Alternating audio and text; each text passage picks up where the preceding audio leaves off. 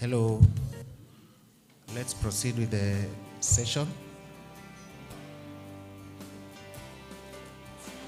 I know you've replenished our sugar, so we are going to take at most 30 minutes for this session.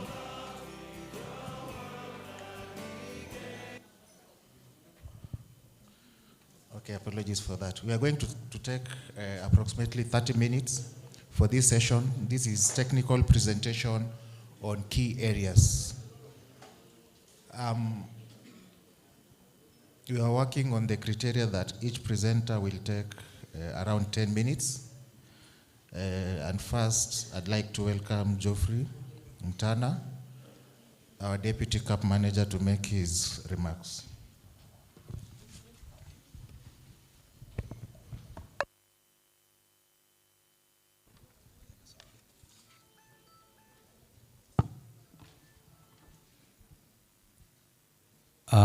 Good morning once again.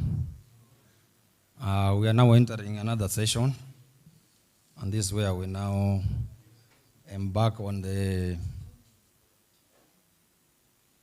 presentations. And I happen to have been allocated to do a presentation on alignment with the Refugees Act 2021 and the RCK plan. Okay.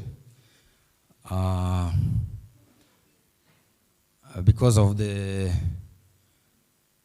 time limitations, probably, I will not go into the details of saying it is obvious that DRS has the mandate of managing all the affairs of refugees within the camps. Yeah? And then again, we have the protection responsibility. We also have the refugee status determination. Those are some of the functions. So let me not go there for now. On the Refugee Act, particularly in line with the provision of the services mentioned there.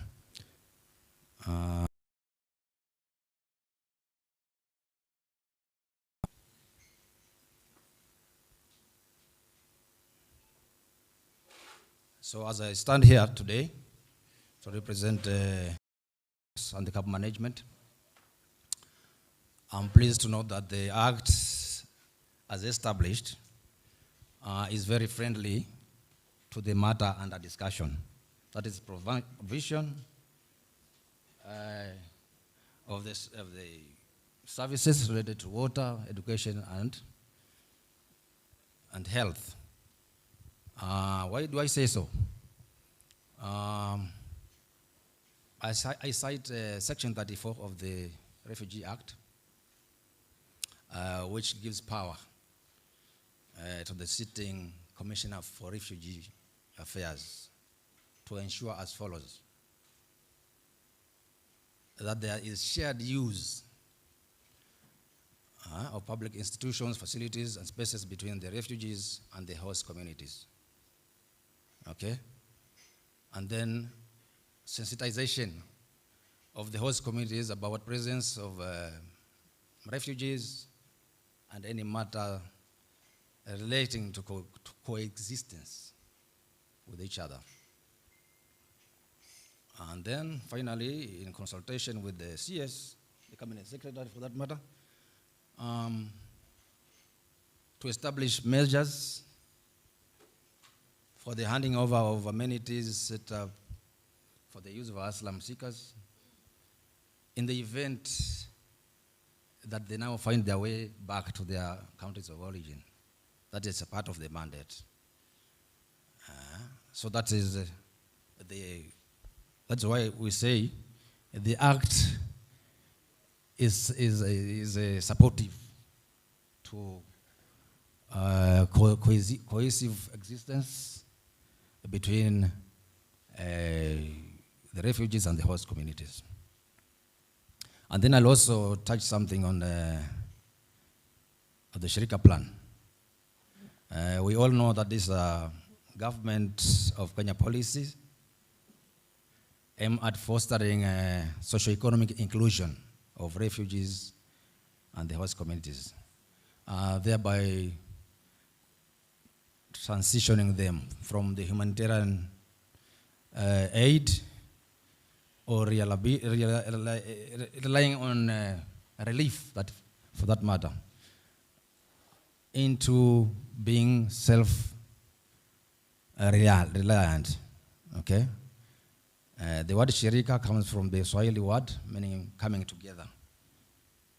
And to that effect, there are guiding principles. The plan will be guided by the following principles. Human rights, Kenya being committed to upholding the human rights and dignity of all, and the refugees included, as per international laws and standards. There is also the issue of discrimination. The refugees shall not be discriminated upon or against based on race, ethnicity, religion, nationality, gender, or any other grounds. Okay? Again, there's protection. Kenya shall provide for refugees with effective protection against persecution, violence, and discrimination. Another principle is solidarity. Kenya recognizes the importance of international solidarity and burden sharing in addressing global crises. And then finally, we have equity and inclusivity.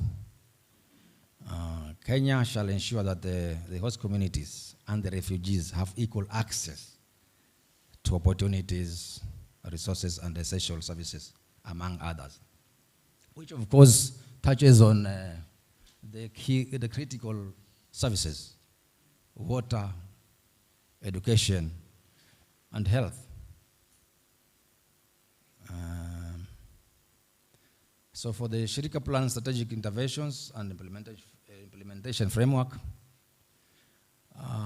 the plan is anchored on 6 pillars whose implementation will be phased for gradual build-up of systems and capacities for inclusion of communities into government service systems. Maybe I shall name them.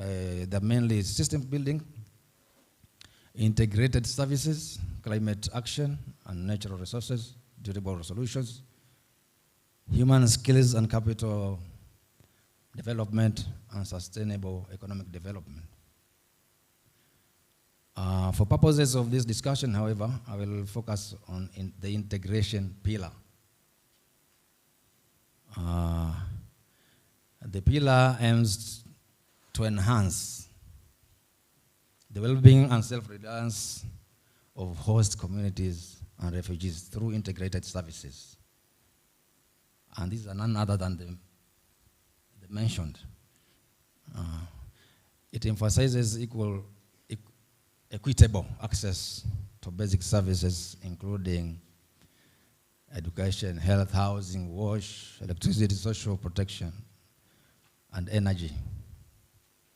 The pillars align with international and national frameworks, such as the Global Compact on Refugees and Comprehensive Refugee Response Framework, as well as the county government and development plans.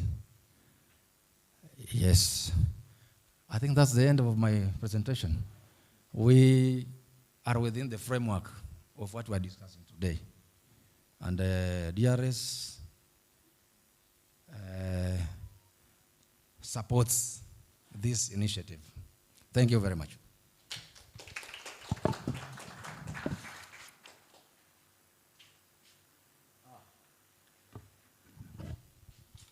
Excuse me. I came along with my colleague, Karen. Maybe you can stand up so that they can see you. You may help me in answering questions. Okay? Thank you very much.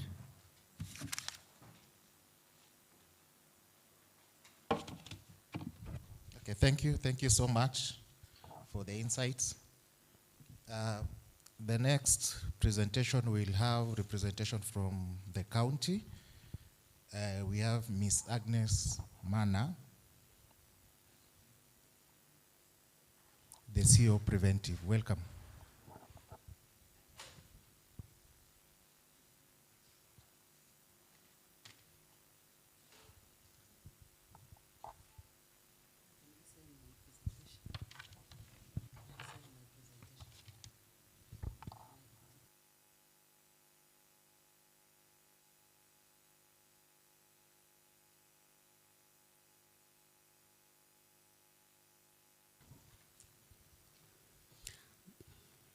Good morning. My name again is Agnes Mana. I'm the Chief Officer for Preventive and Promotive Health Services. For us, we have been working with the refugees, following the legal foundation, the Refugee Act 2021, which guarantees refugee access to public services, including health and water. Promotes the inclusion with the national and county government frameworks, supports transition from parallel humanitarian system to government-led system, which also anchors on coordination with the Department of Refugee Services. The policy direction, what Shirika means in practice, transition from partner-managed facilities to regulated county systems. Registration of and regulation of utilities by Water Services Regulatory Board. Strengthening of primary health care under UHC framework. Gradual integration of refugee settlement into municipal planning, which is KAKUMA municipality. A shift from emergency financing to development financing. The county mandate and the public health. Regulation and oversight of service providers. Public health inspection and enforcement of WASH standards within the host community and the refugees. Disease surveillance linked to water quality monitoring. Integration of refugee data to DHIS2 and county management health system. Revenue oversight and sustainability planning for utilities, which includes the bill that was just passed, FIF, the Improvement Fund, and also in making sure that the refugees communities is integrated into SHA. And we have a big problem of making sure that the refugee household are registered into SHA because of the lack of IDs. Maybe you need to give a direction on that. County and national coordination, I have to concentrate on county. Turkana County leads in delivery of health services, water and sanitation. It also oversees utilities and regulatory compliances under Water Service and Regulatory Board. Integrates refugees and host needs into county planning and budgeting. Manages phase transition towards sustainable inclusive system. Current observation and key realities in Kakuma and Kalobeyei, this parallel water health system still exists, and yet we are supposed to make sure that it is one. Infrastructure developed by partners, but not fully integrated into water utility structures. Financing, heavily donor dependent, gaps in water utility and technical, commercial capacity. Some partners do not work with the existing government systems, which are, we have KISDEP officers from health and I think also water, but I can only talk about health, who are attached to the camp. And we are supposed to work, there should be seamless transition of services as we come in as government. From policy to operational reality, strong sector coordination, health and WASH, integration of refugee health data into county system, Taifa Care, we have already, we are supporting them to get into Taifa Care. So already the facilities in the camp are live now on Taifa Care. Creation of water service providers and county-owned water utilities. Kalawasco, I think, are working with the camp to make sure that everything is now under Kalawasco. Integration of refugee facilities into county, budgeting, and also registered as public health facilities. That is also on process. Transition of, I'm sorry, shared system and why they matter. Why we need to integrate. It lowers per capita service cost through economies of scale and reduces duplication. Stronger regulatory compliance under structured oversight and standardized systems. Reduce social tension by promoting equitable access to both host and refugees communities. Enhance municipal governance and integrated planning and accountable delivery. Greater long-term sustainability investment and attractiveness by shifting from emergency to development-oriented system. So I think that's what I can give for now.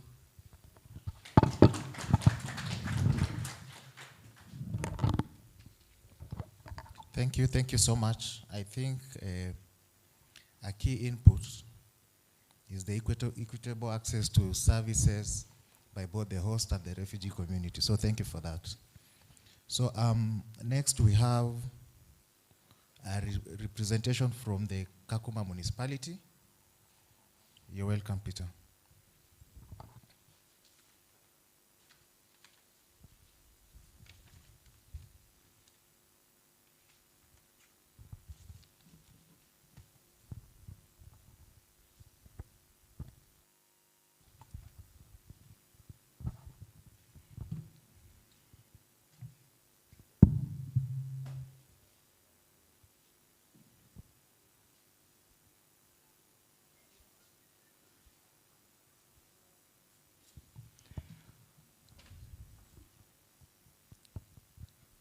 Distinguished participants, colleagues from the national government led by DRS, colleagues from the county government led by our county attorney and Madam Agnes for preventive health, colleagues from the rest of the county government, international partners present led by UNHCR, local partners are present led by RCK, RLOs, colleagues present and local CBOs present, members of the press. Good afternoon. Good afternoon again. Thank you. I am Peter Emuria, manager for KAKUMA municipality, and I want to take this opportunity to appreciate RCK for the good work they are doing, to invite all of us come here and discuss matters that pertains to integration. I have been invited to majorly give contributions in terms of the shared services. But then, if you listen carefully, that has majorly been covered by Madam Agnes, the Chief Officer for Preventive Health. But then, because there are some of us who will come from around, let me dive deep into the major details of what we share around. How many are from KAKUMA? Those who stay in the refugee camp and the host, how many? By show of your hands. Yes, I think majority are from there. Okay. Now, our services are majorly integrated. And Madam has just pointed out clearly that we are gradually transiting from partners-led services to county-led services. I think that's what we are doing with many of our services. One area is on KISDEP. KISDEP is a building block for Shirika Plan. You realize the 8 thematic areas for KISDEP all serve both host and refugees. You realize even the staff who are working with those thematic areas actually are seconded from the county government, and they provide these services to both host and refugees.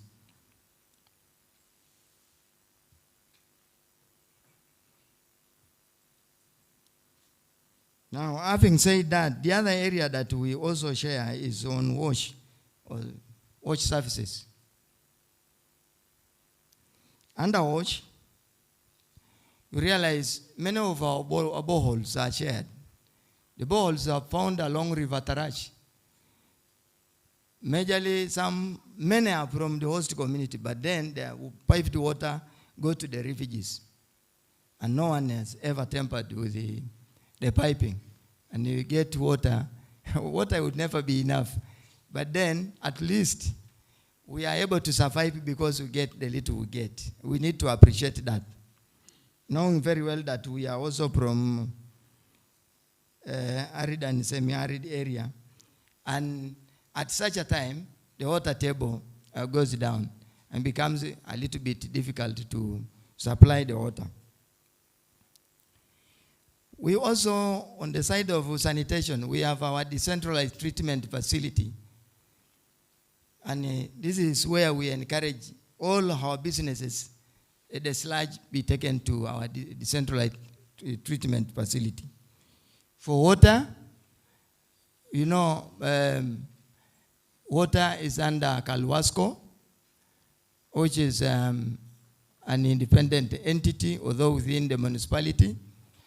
And gradually, we have tried to transit bit by bit so that they take over the water services.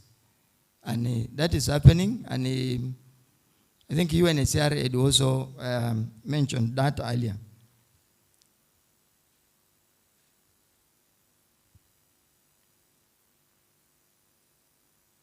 Now, under this decentralized treatment facility,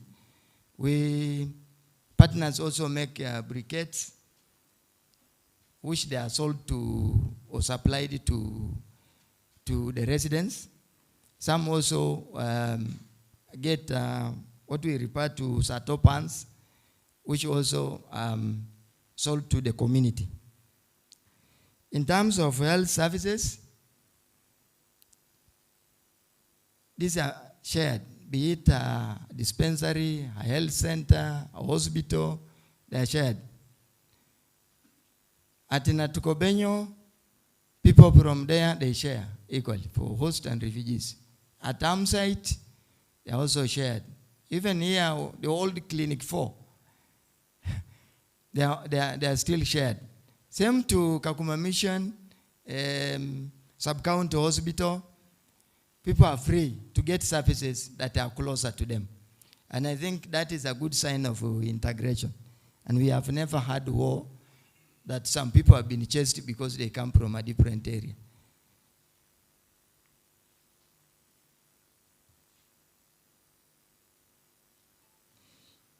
That is on health services. She also mentioned about social health insurance fund, which Madam had already mentioned, and I'm not going to repeat on it. On education, you remember our schools are also integrated. KAKUMA mixed, KAKUMA arid zone, Fokotom, and the refugee camp. The services are shared. Wherever you go to, a school that is near you, you can attend, and there have never been any complaint that some people have been segregated. That is on our comprehensive schools. Same to TVET. Our TVET institutions, they are limited, yes, but A few that are available, they are also shared. Yeah. At Don Bosco, you can meet every nationality there. There are around 26 nationalities. You can find their representatives there. Again, on education, you remember we had the issue of scholarships.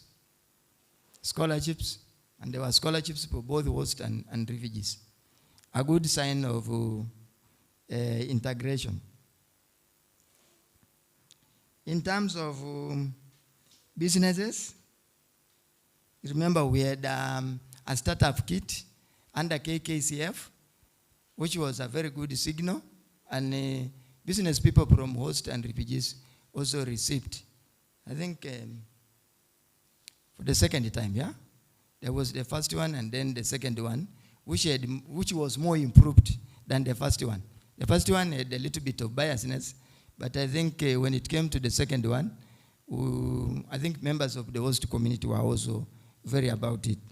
And it really helped some people kickstart their businesses, got empowered, and members of KKCF can tell you over 200 businesses that were supported. And I think that is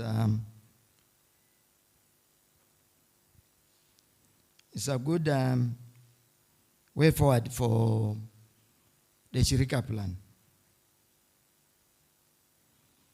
Now, other services that are shared are on infrastructure. For the municipality, you all understand that our municipality was chartered on 30th March 2023. And then the municipality have been supported by the county government with a promise that we'll get some funds from the World Bank. So currently we have planned road networks for both host and refugees, which is going to start soon, probably in March. We'll be able to start the projects. Same on the energy. We will also be sharing the same. We will have street lights, flood lights in different areas in the camp and also at the host community. And we believe that will be done. But then, there are things people rarely talk about. Don't we share land? Yes? Yes, no? Don't we share land? Yes. This land is communal, but then we want to appreciate our people, our local colleagues, because even if land is communal, we discussed together and we said our colleagues also from the refugee needs to stay comfortably, do their businesses, and even dig them for the latrines or the, yeah. And I think it's also a shared thing. Yeah? We also share our climatical conditions. How hot it is, we share. Yeah? The president from Hong Kong. Is it Hong Kong? Yeah, from Hong Kong. From Hong Kong. Yesterday we were at Malakal, and we saw how the area is. It's more, it is like during that time. You remember those days in the 90s, yeah? It's more crowded. It's more crowded. And I think that's where we'll have a problem with the municipality, because as much as we have the municipality, there are also measures that the municipality has to put in place for better services to be offered to the people. For example, if we buy fire engine, our area is windy and we are prone to fire issues. So if there is no space for the fire engine to go to the affected areas or even turn around, it will be difficult to offer that service. Piping, I know this one is also common with the refugees. The piping of water. If there is no safe places for pipes to pass, our pipes will always be damaged. Some people have dug boreholes underground in their homes. So indirectly they channel the water to their underground tanks. And it becomes very difficult to end up running to the camp, people responsible to Peace Winds Japan or to Kalwasco. But then indirectly, there are people who have dug underground tanks. And it becomes a little bit difficult to offer such services. So these are the things the municipality is coming to address. Together with DRS, we want to make sure that people have space to stay and then allow the services to be put in the right place. We'll be putting the roads like this for World Bank to be a tarmac road, but then you need space. The engineers will not allow less than the standard that is required. So it's going to affect some people. As usual, a development project will definitely have its negative effects. It may not be for years, but definitely for a shorter time, you will definitely have negative effects. Could be windy, could be some water for some time, but then later on that issue will be addressed. Yeah? We have our Huduma Center, actually built and for all of us to access the services at the Huduma Center.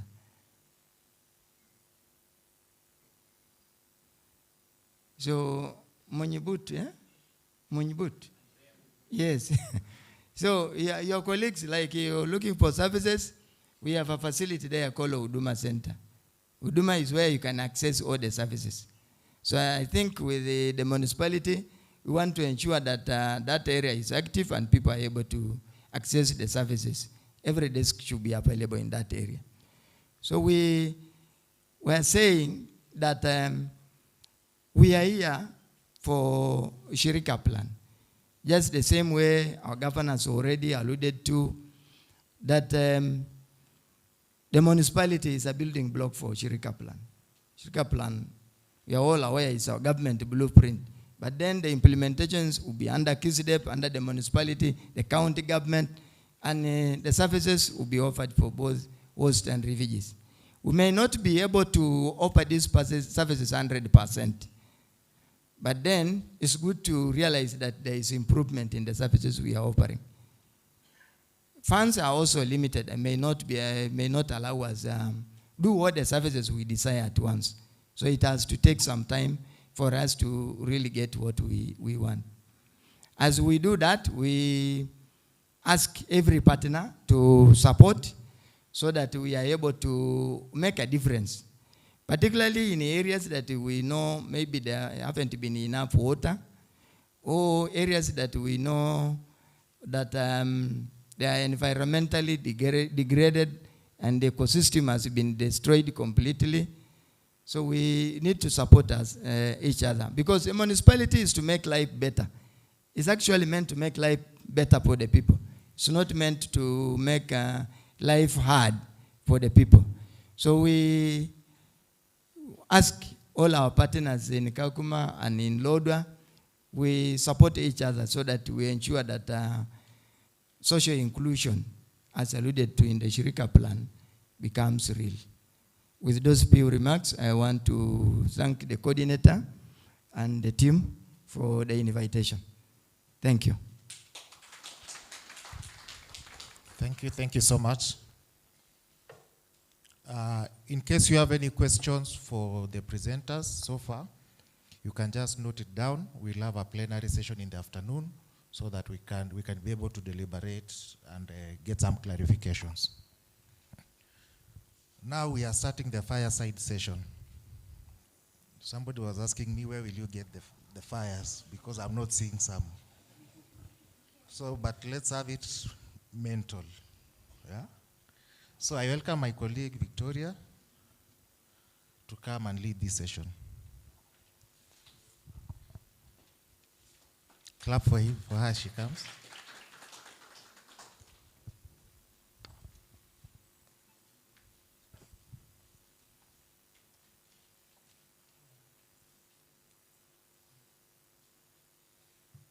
Yes, good afternoon, ladies and gentlemen.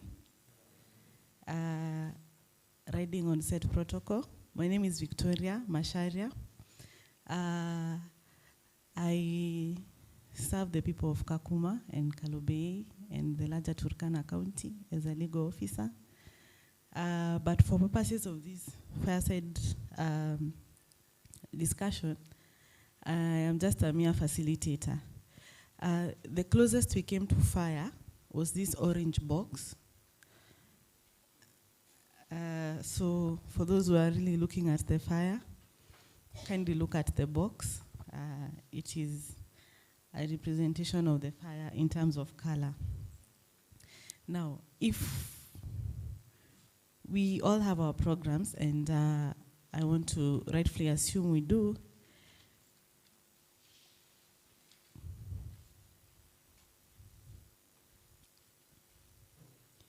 the topic of this session is from policy to practice, delivering inclusive water and health services.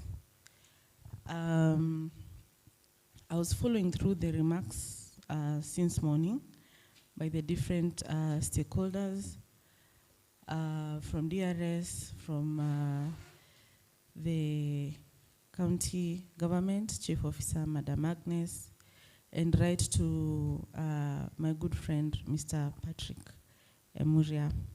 And I was listening to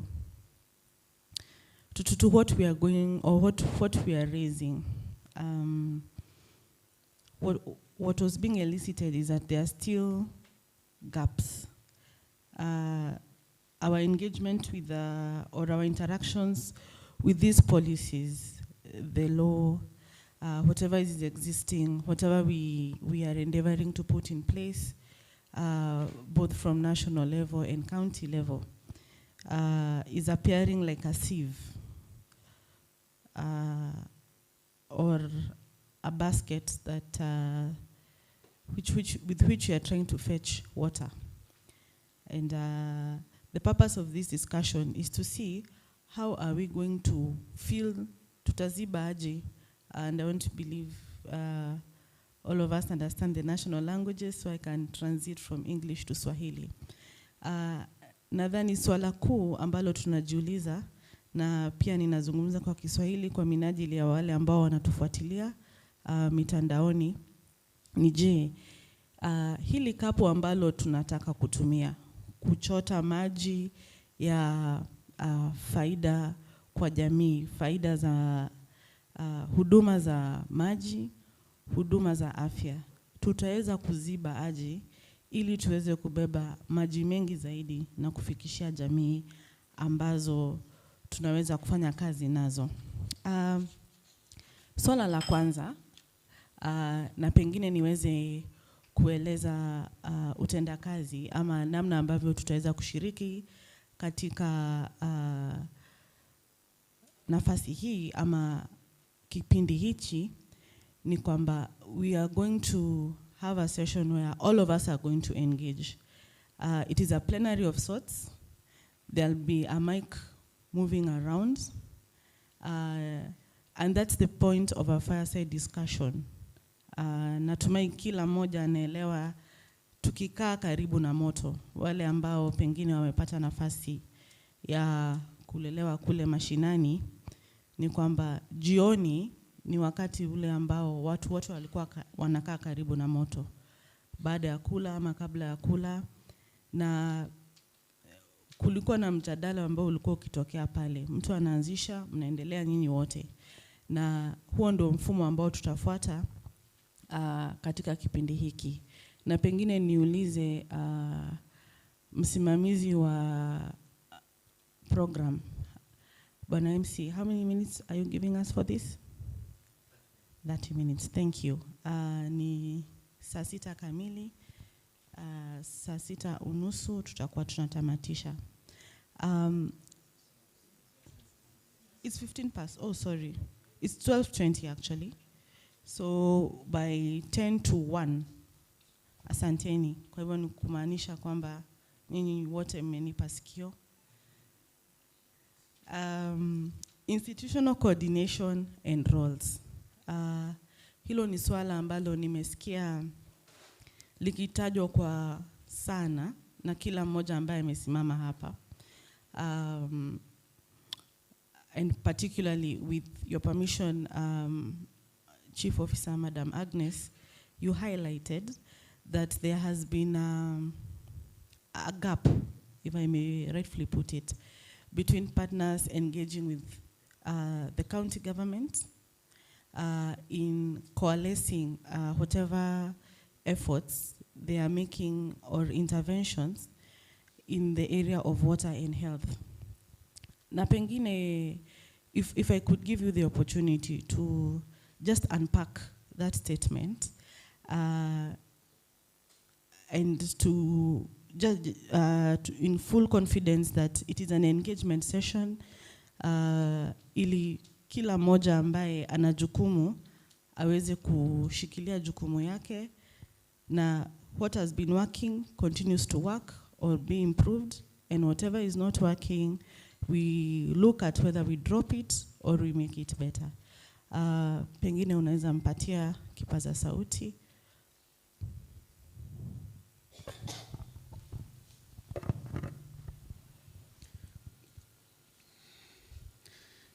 Thank you for the question. I think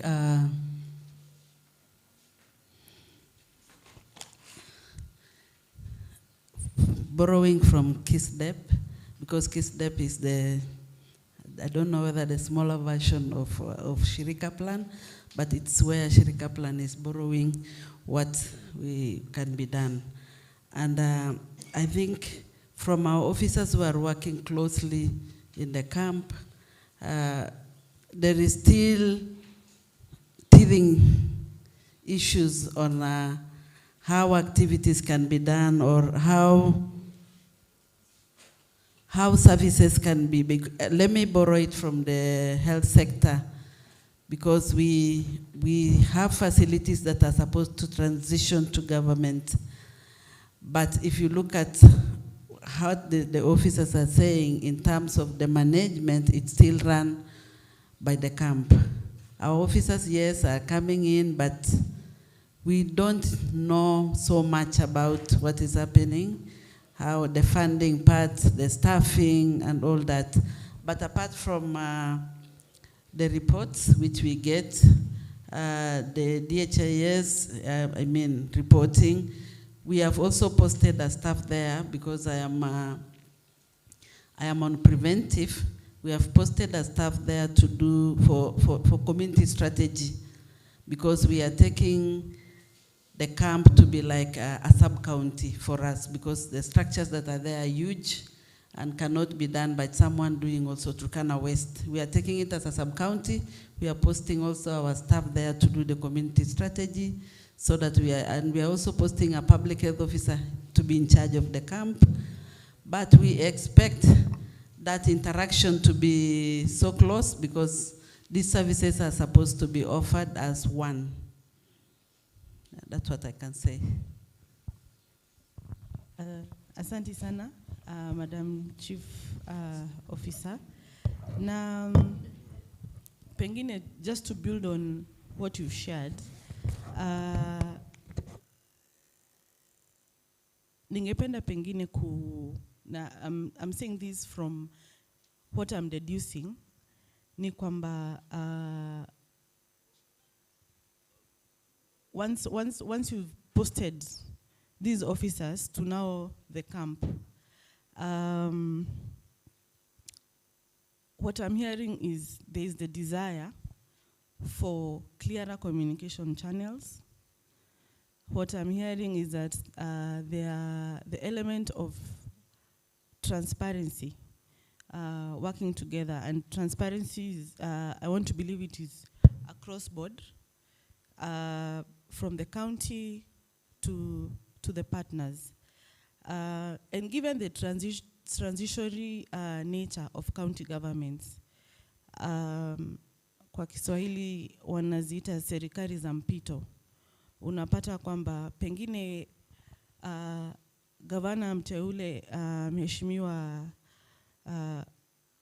Lomurkai apate nyadhifa nyingine ya 10 years, ya 5 years. So you find that there are 10 years of a certain system, how do we ensure that these systems outlive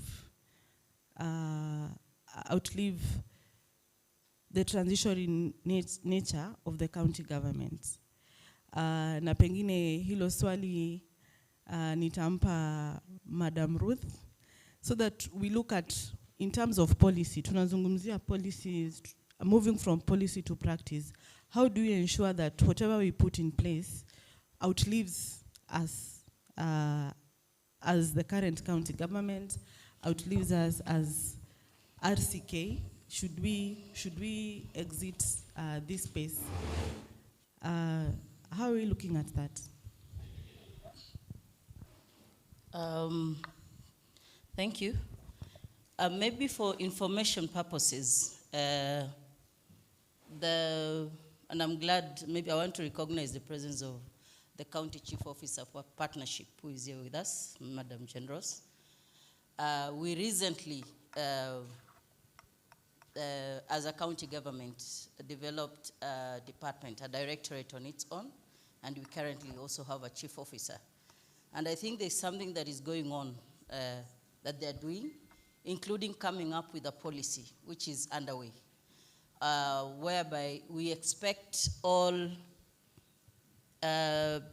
partners who come to Turkana County to be able to explain to us what they are coming to do, how they are going to do it,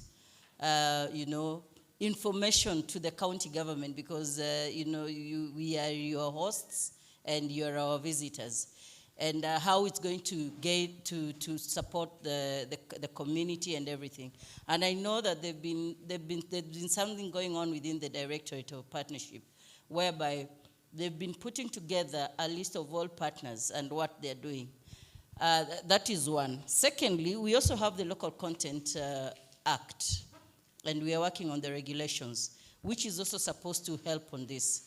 But let me go to the issue that the County Chief Officer has just raised on the no proper communication and coordination. And I think this is an issue that we need to work on with time. Because Ushirika plan is supposed to be, we are discussing basically, we are saying that very soon, maybe UNHCR, I stand to be corrected, we are working on to ensure that refugees join the host community and be part of it, isn't it? So we are saying basically, the facilities that are currently being run for the refugees, how do we ensure that the county government will slowly and properly, with ease, be able to run it? I will also speak as a National Executive Council member for Red Cross. And I know there is one facility being run at the camps by Red Cross, and it's being used by both the host and the whatever community. And I know Red Cross is also working on ensuring that they hand it over eventually to the county government. So there are modalities being put in place. So the point is, I think it is time that we work and ensure that as we do these things, there's a mode of, a clear way of doing it. Even though Shrika plan, I think as we get to know and understand it better, because even as a county government, we've been having issues on clarity on what this is. It tends to be an issue being handled in Nairobi by officers. Things are being brought here, and we are expected to adopt it. And you see, that's when you find that the community sometimes become resistant of such. But when you come and become transparent, you tell us what this is all about so that the community can be able to accept.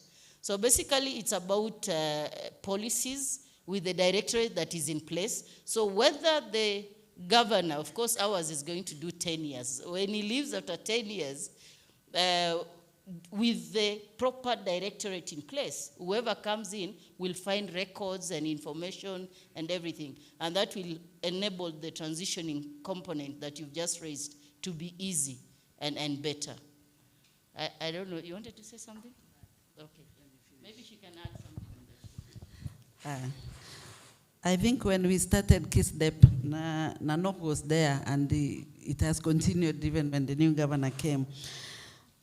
Just to add on what my colleague has said, I think we should institutionalize multi-sector coordination forums so that we make sure that we work properly. Align partner investment with county systems. Because if the partners are working parallelly, we are working parallelly, we can never be one. Until we align our investment together, we can never achieve the goal. Strengthen, because I heard about water today by the youth who spoke, but if we strengthen Kalawasco, technical and commercial capacity, we will be able to make sure that the host refugees and the host and the refugees get water equally. Finalize and adopt a clear transition sector-specific roadmaps so that all of us know and clearly can follow what we are supposed to do. I also ensuring that there is compliance, and we have like level 4 that is in the camp site.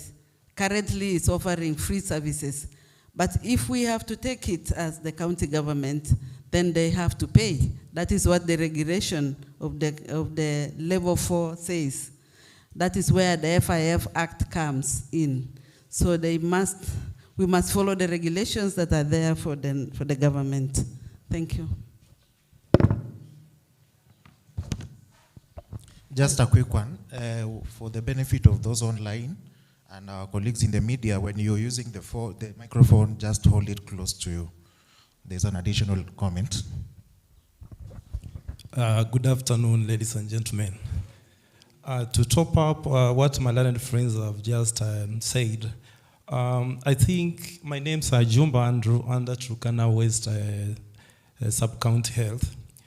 The county stroke sub-county, we are going to strengthen partnership between the county government and implementing partners. The second one is we'll try to conduct quarterly data quality check to see how well the clinics and the structure is being run. We will also enhance community participation and accountability. The fourth item, we will prioritize leave no one behind in planning and budgeting so that we work as a team. Finally, we'll scale up sustainable and climate resilient solutions so that at the end of the tunnel, we move also as a team to improve both the host, rather the whole county progress. Thank you. Thank you very much, Bwana Juma, for your remarks.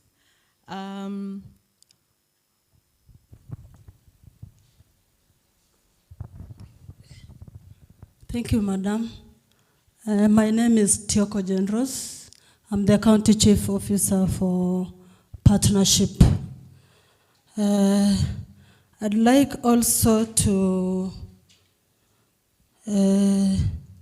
put a point on the gaps that my colleague raised on the gaps that existed in terms of institutional coordination in the county.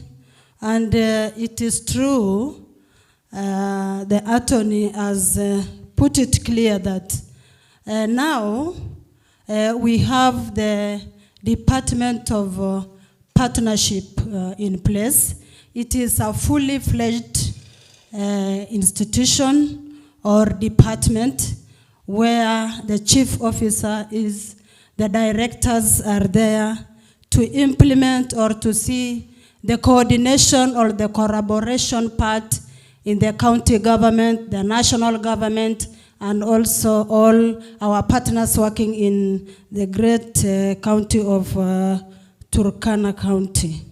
And in this, our mandate is to improve on the coordination of all our partners in all the engagements that are taking place in the county, so that the people of Turkana County will get these services, or the inclusivity of all the services to the people of Turkana County is embraced and is enhanced. And it is now also time that we need to have a fundamental shift in our county in terms of working in silos, in that we need to collaborate, we need to come together to integrate in all the engagements that we do for the people of Turkana County, the host communities, as well as the refugees, to realize the fruits of devolution. Otherwise, thank you.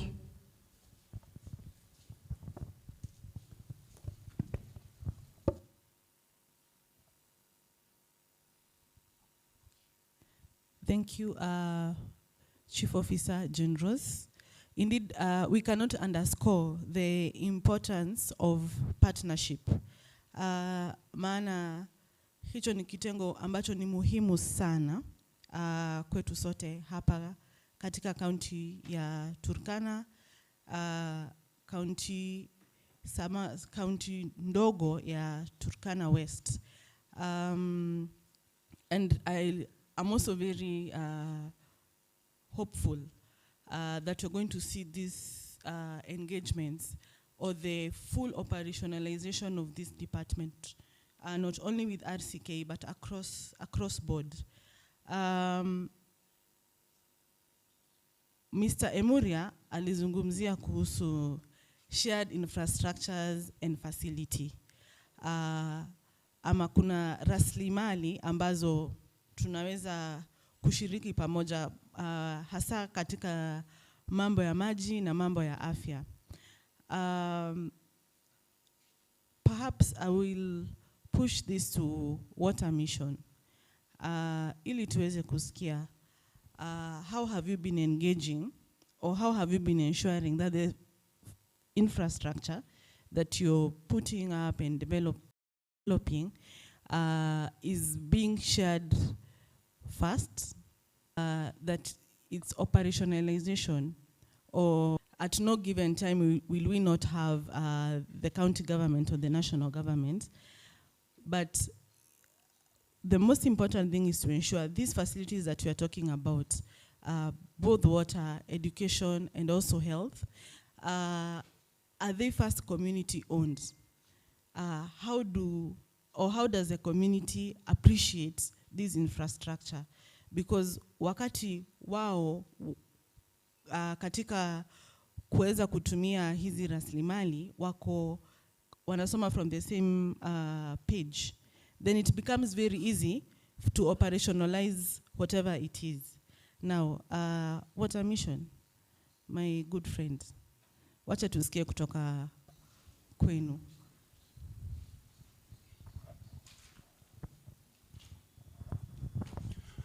Thank you so much. I'm Geoffrey Masika, representing Water Mission. Just maybe to go a little bit back from where we started, our engagement, first of all, was about doing yield test to ascertain the capacities of the boreholes. That was our first activities, and the total number of boreholes around 24. Yeah, I remember the farthest one is in Kalobei Secondary School. So we did all that, and then we had a project that we had to implement, actually upgrade for the host community. That is the only project we've done, and it is called Porowa. Porowa is just next to NRC compound on your way to Letea. There is a borehole that was done by Chinese when they were constructing the road.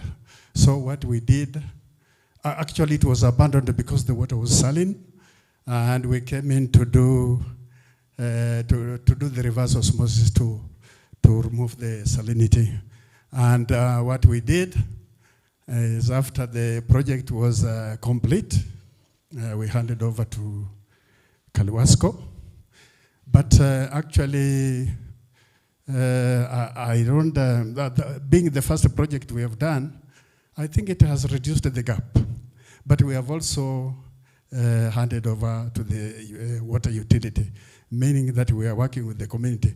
But we also did some household connections, which means people are just getting water at their doorstep. And we're also doing other projects, but we have not started yet. We are now soliciting the construction material. There is a borehole in KAKUMA 2. There is a borehole, actually 5B, where we are doing in partnership with the PWJ, Peace Winds Japan. There is another one that we are doing it in KAKUMA 2. Actually, it is supporting KAKUMA 2 and KAKUMA 3. But that one is not yet implemented. But we are soliciting the material for construction. And then for host community, we are doing a borehole at Canaan IDP. And then Tulabalan. I think at least not much to share because we are relatively new. We have not been here. Actually, we have been here. This is our second year. But I think as much as water is concerned, and when we talk about reverse osmosis system, it's quite expensive, and there was a lot of investment, but hopefully we are going to cut down the gap. But we are working with the government, we are working with the community. Thank you. Thank you very much, Bwana Masika. I have listened and I've captured the element of sustainability by your engagement with Kaluasco. Now, there has been a persistent issue, ama kumekuwa na swala ambalo limekithiri, swala la uharibifu wa mifereji of vandalism.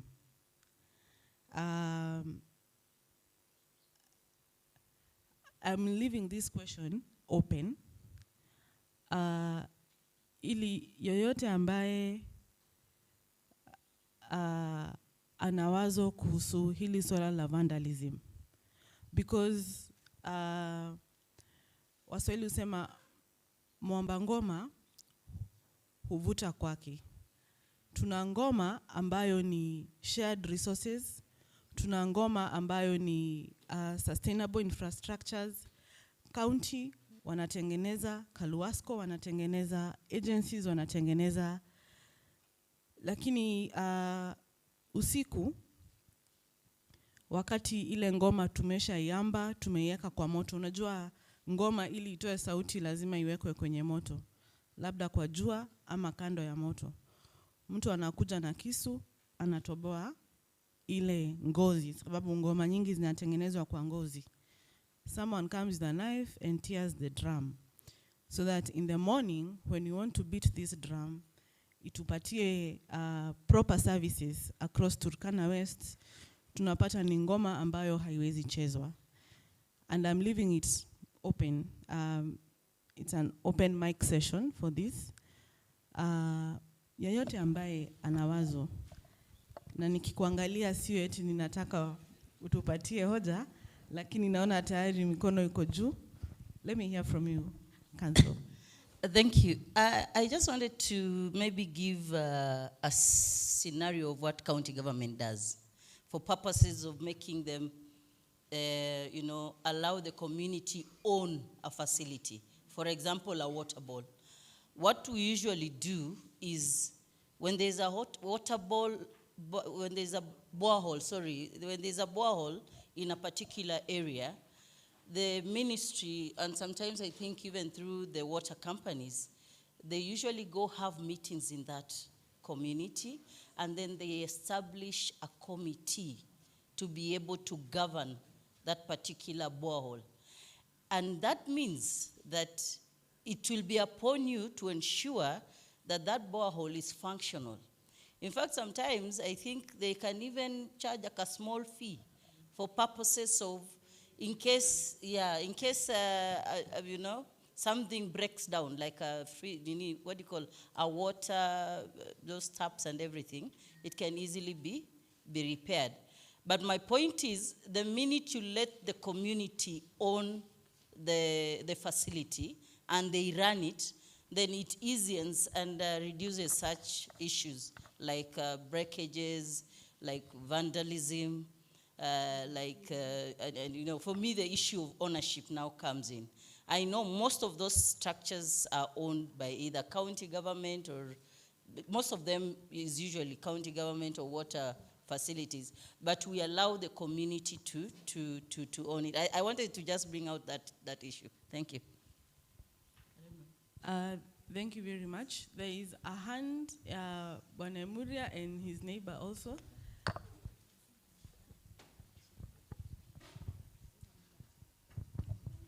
Yeah, I think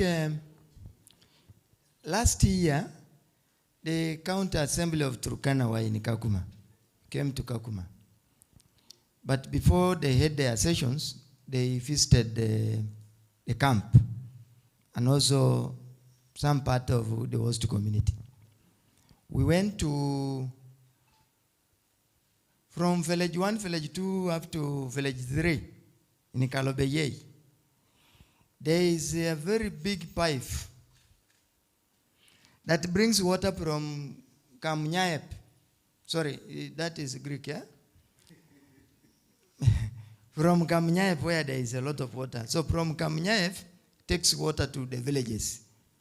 And you know how big the village is. Like you talk of village 1, village 2, village 3.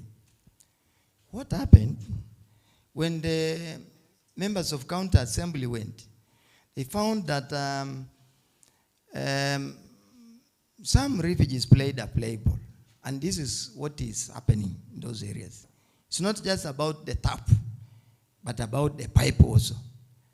So they went, they cut the pipe. You know, this is a big pipe. So the members of county assembly were like saying, then this is wasting water. There's a need to block from where the borehole is so that they miss water for some time so that they know of the importance of what they are playing with. You know what they are doing? They bring their jerrycans and they have their own pipes, small pipes. So they put it where they pricked, and then they put the pipe to their jerrycan. So they were patching it indirectly in their own way. The point I want to bring across is, even if these projects like this water one is gradually handed over to an entity concerned, as long as the people within a particular area have a negative attitude about that thing, if they are not responsible, let me start with the leadership. It actually means we have to educate the leadership from wherever corner, be it in the refugee or in the host community. Because there are people who see water, maybe the pipe may burst. When I want to imagine, they don't even report to their concern. And that is what I'm referring to as a negative attitude.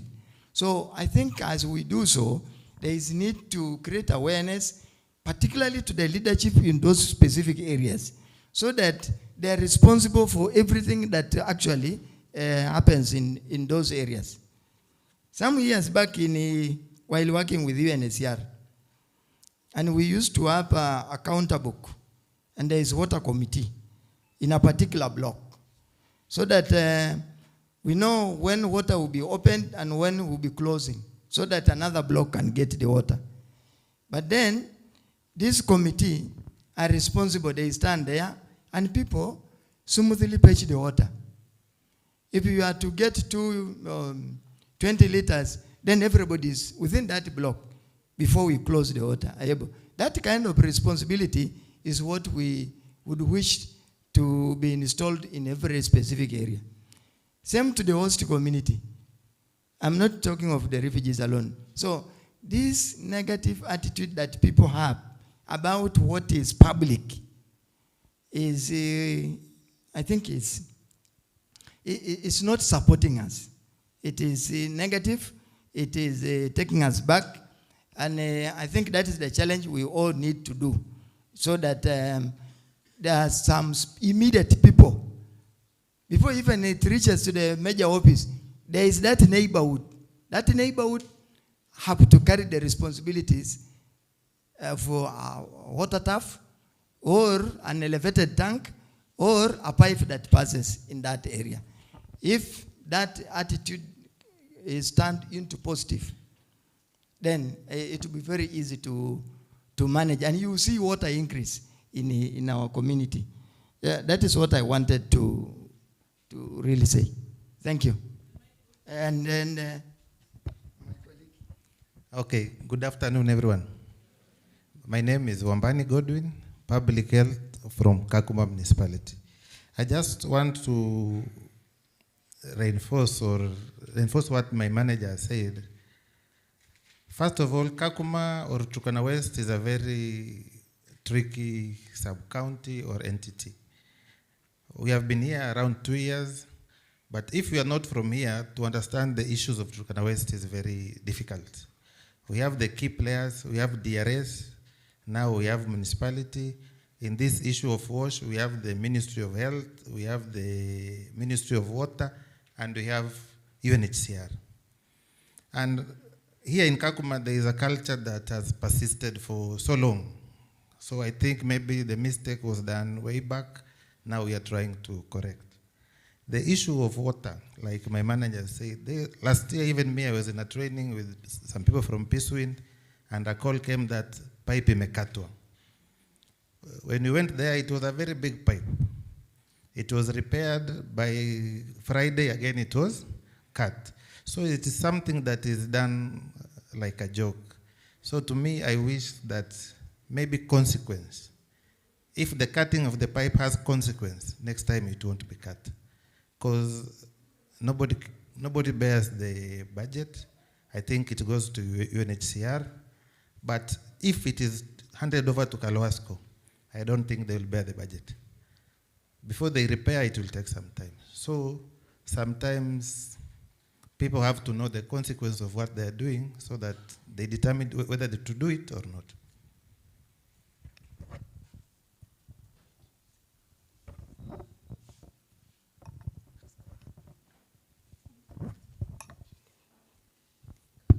Good afternoon, all. My name is Aureen Skolakstika, Senior Clerk Assistant from Turkana County Assembly, serving the Committee on Education, Sports and Social Protection. I would also like to talk about the issue of vandalism. I may not talk about the KAKUMA issue or the camp issue, but I would like to borrow what happens somewhere else, either in Lodwar, because vandalism is common almost everywhere. Maybe before we go ahead, we need to ascertain the causes of vandalism. For the case of Lodwar, you see when such water bowls or these tanks are being erected either by the county government or any other well-wisher, that these committees, which are always constituted, or these village elders who always take responsibility of taking care of those boreholes. You see, the members of the public are always aware that anything given by the county government or any well-wisher is for free. And sometimes when they go there, they're highly charged. Maybe for a jerrycan, a 20-liter jerrycan, they're told to pay 20 bob. When they obviously know this is for free, at least 5 bob can make sense. So when they're highly charged like that, any other person who will not understand will just go willfully ensure this thing never works. So maybe we also need to talk to the people who are in charge. You know, some people, even that 5 bob is hard sometimes to get. And somebody is just standing there. And some are even young children. They stand there the whole day, that even that still no one attends to them. So when he reports home, or she reports home when their dad comes from his hideouts, then the dad at night goes now and does the vandalism. So sometimes it is good we ascertain the causes of this vandalism. Thank you. Thank you. I'm Lomuri Anyanga Frida, Managing Director, Kalwasco.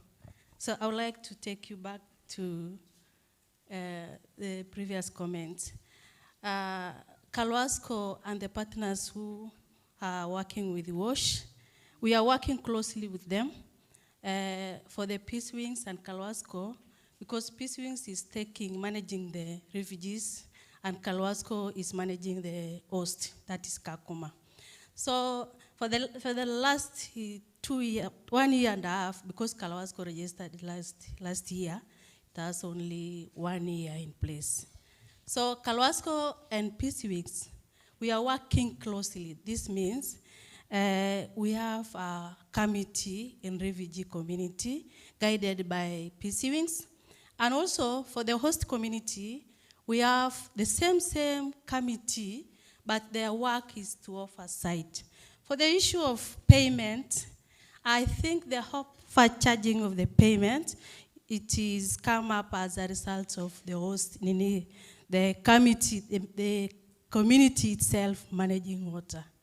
But for now, as a company, we are using a tariff that is having water in kiosk. We have 5 shillings in 20-liter jerrycans.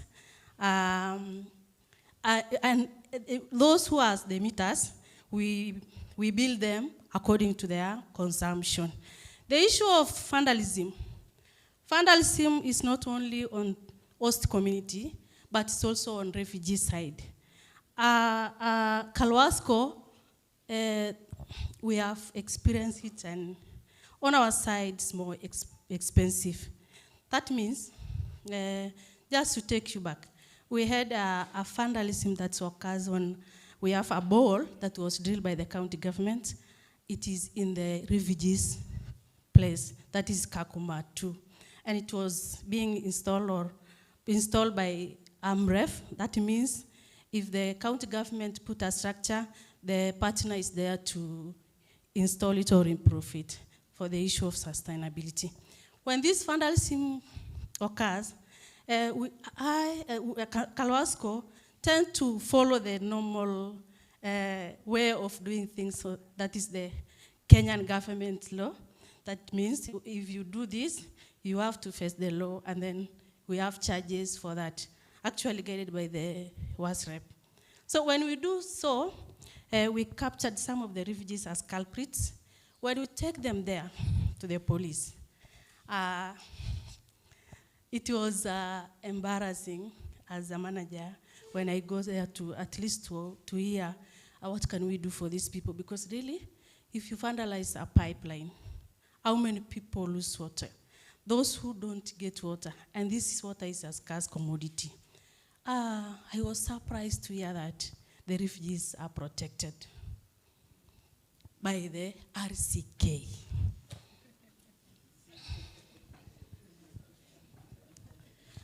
For the host community, if we found them doing this act, they have to follow the due way of law.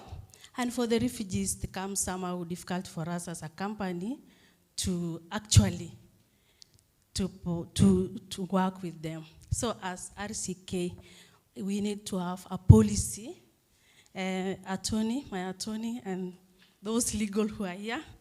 We need to establish a policy that will make the refugees and the host community to be served equally. So, if you have this policy, at least the issue of vandalism will be minimal. Thank you. Thank you very much. Madam MD, perhaps before you give your remarks, I want to release our Muslim brothers and sisters. You're free to go for your prayers. And once again, Ramadan Mubarak. And I think you're the last person to weigh in on matters vandalism and water. Then, as you wait for reports from the kitchen, we will touch on matters health. Over to you, sir. Thank you. Good afternoon, colleagues. Anthony Arasio is my name. I'm the county team lead for Irrp in Turkana. And I also serve as the technical lead for maternal, newborn, and child health. Colleagues, it's very unfortunate that such discussions are taking place here. Because when I look at it from a health perspective, or from the mother and the child angle, water is critical. Development partners, the government are making strides to ensure that we have enough water, or there is water availability both for our refugee and the host population. But what we hear here, today here, I think it is not the kind of discussion that even maybe the partners or the donors would want to hear. And my take is, maybe I would say when things get complex, let's go back to the basics. The basics in the sense that, how do we involve the communities in ensuring that there is robust ownership of some of these initiatives? Maybe there is where we went wrong. When we were designing these programs, what was the participation of the community? Because essentially, they are the beneficiaries. How do you vandalize something that you need most? Those are the basic questions I would really want us as the stakeholders to ask here. Probably, I would prescribe, maybe in the future, for those that are coming to carry out some of these initiatives, we need to have an approach of co-designing of these programs with the communities, co-implementation and co-monitoring. And in this case, co-monitoring needs to be a collective responsibility for both the refugee and the host population. Otherwise, we cannot be able to discuss such issues when there is dire need of water. I can feel for the mothers and children. When we vandalize that pipe and there is water shortage at Amsite General Hospital, we have mothers who are coming to deliver there. What scenario are we creating? It essentially means cases of infection will increase, those mothers will get sick, those neonates will get sick because of infections, and we are going to lose lives just because of a simple action by a certain individual that doesn't know the bigger picture, what it means. So basically, as we are designing this, let's be cautious enough. Let the government come in handy and put policies that can really bring a lasting change to the issues that we are dealing with. I am not entirely talking about the KAKUMA, situation, but I think largely, even if I can pick from the situation of Kalokol, the same. IRC had sunk some boreholes there, but still the issues about water shortage is existing in Kalokol. What are we doing as a government to address that? Will this situation continue for long? Or this would be a situation of us really becoming, not responsible, both as a government, both as development partners, and the community. So who will serve here? The broader picture really need to be looked at comprehensively. Thank you. Yes, thank you very much, sir. What I'm hearing is behavioral change and attitude change. What I'm hearing is involving each other, right from design to implementation and to monitoring. What I'm also hearing, is accountability. Madam MD said something that piqued my interest, and I'm sure in the plenary session we will be addressing that very well-founded fear. The convention speaks about well-founded fear. Just to pull it from there. Let me give you a 1-minute story as we transit to health. Once upon a time, in a few years ago, kule mjini Nairobi, jamaa mmoja akawa anatembea pale, ametembea kweli kweli. Kuna wimbo ambao unaimbwa, sasa ni lunch time tufunge makazi. Sasa akasikia ule wimbo unaimbwa, akafunga kazi. Lakini akafunga kazi, akafungua wallet, akaona haina kitu. Akajua kijijini nguvu, mjini akili. So kila kitu alifanya ni kwamba alitembea pale kwa street. Akapiga survey left, right. Akazimia nje ya Kenchik. Ilikuwa ni January, baada ya kulipa fee, pesa hakuna, bills zimemwandama. Na yule jamaa alikuwa amefunga tai, alikuwa nadhifu kama our MC here. So wakati alicollapse pale,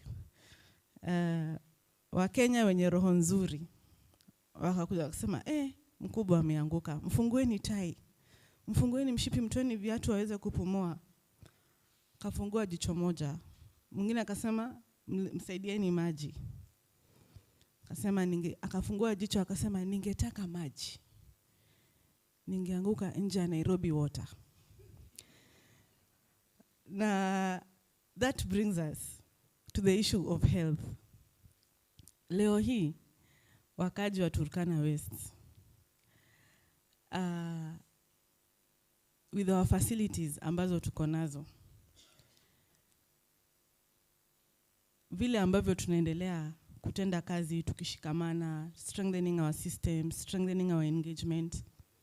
Je, leo hii Bwana Bokombe akicollapse nje ya Natukobenyo na daktari wakimbie pale ama wale nurse, atafungua jicho aseme ningetaka afya nzuri, singeanguka hapa ama ningeanguka mahali pengine. Kuna kitu ambayo imeniangusha Natukobenyo, and good health is not one of them. Ningetaka afya, ningeanguka nje ya msite ama nje ya level 4. I'll open that to Bwana Juma and our PHO. Mtuambie, tukianguka mahali popote, tuko sawa ama bado kuna sehemu ambazo tutahitaji kukaza kamba kidogo? Open mic. Let us know what's working, what's not.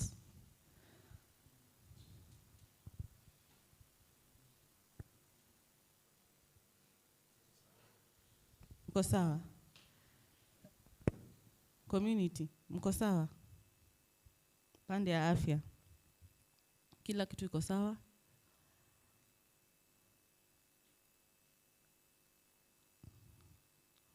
PHO?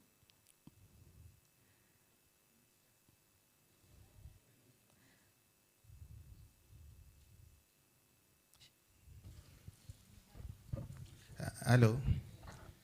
On matters health, maybe I will try a bit. We cannot say we are in a poor state or a bad state. Comparing the facilities in the camp and the host, I think even the camp are doing better than us in the host. So on the level of healthcare, I see we are doing good. The main issue about the camp is reporting, because they had their previous ways of reporting. Now we have to onboard them to the DHIS. I think it is not yet fully. But on services, I think we are okay.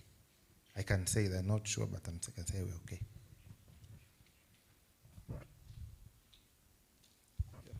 Maybe I can ask something so that the health team can respond. One thing I've observed, my name is Simon. I think I've been in KAKUMA now for, this is my mwaka wa saba. Now okay, there's a scenario that I experienced, not me but my neighbor, who went to a particular hospital in KAKUMA,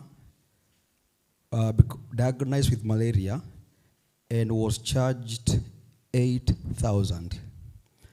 Another lady who is a friend of mine went to another hospital and she was charged for the same sickness 2,500. So I think my concern for health is some hospitals have skyrocketed prices, and I think for me that is exploitation. And maybe I'm happy that we are having the national government, the county government here with us. Maybe what can we do to make sure that, the prices are subsidized so that we don't have someone paying 10K, the same sickness, and then somebody else goes to a different facility, then they pay 2,000. Thank you.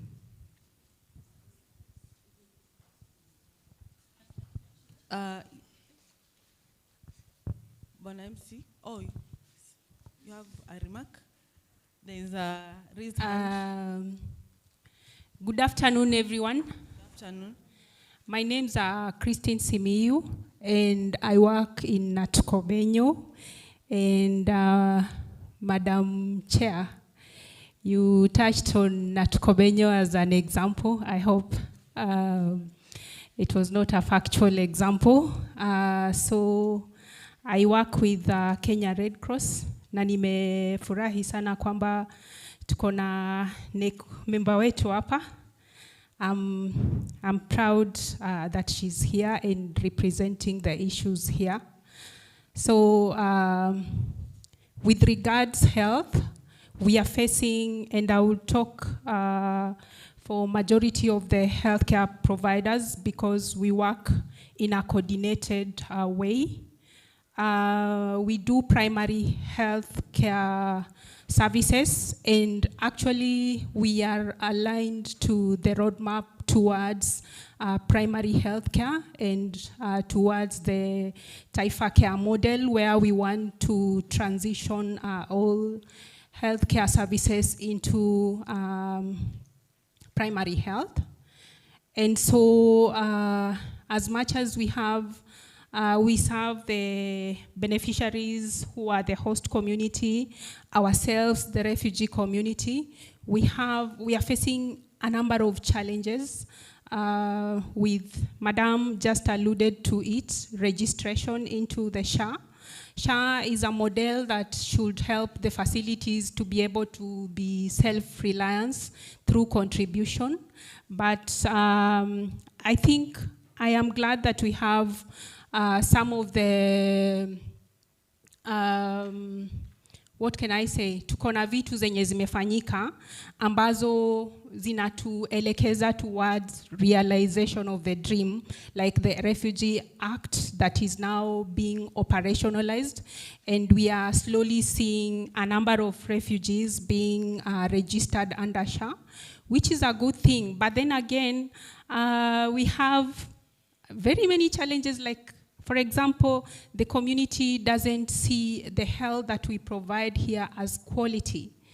And like my colleague at the sub-county said, we need to have a lot of community engagement so that we can design programs together so that they can be able to say, these are our services. Because if you go and you don't partake services at Natkobenyo, you're not contributing towards sustaining the healthcare worker at Natkobenyo going forward.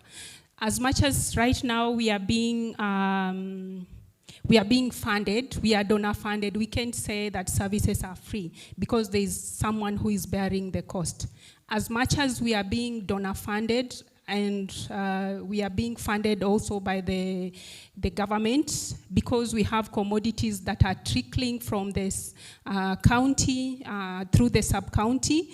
For example, immunization. Immunization is a very expensive function, and it's being provided by the government, and it's being given to our facilities.